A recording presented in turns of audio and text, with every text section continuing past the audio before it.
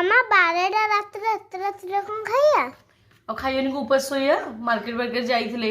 आसिले late हैला reels बनैले पुणी रोसई कली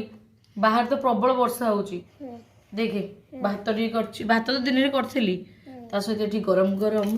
सोयाबीन आलू बड़ी तरकारी करछि सोयाबीन आलू तरकारी देखिन धुआं बाहर पूरा ता सहित टिके भेंडी भजा ता सहित दिन में आलू सिझेइथिली टिके लंका फंका दे तको चकुर देछि माने आलू भट्टा कर देछि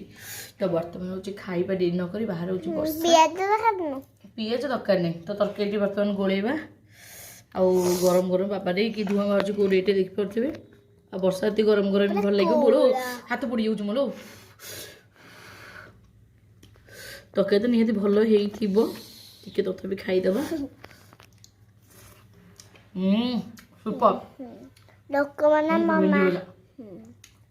माने हमर प्रिय टिके आलू भट्टा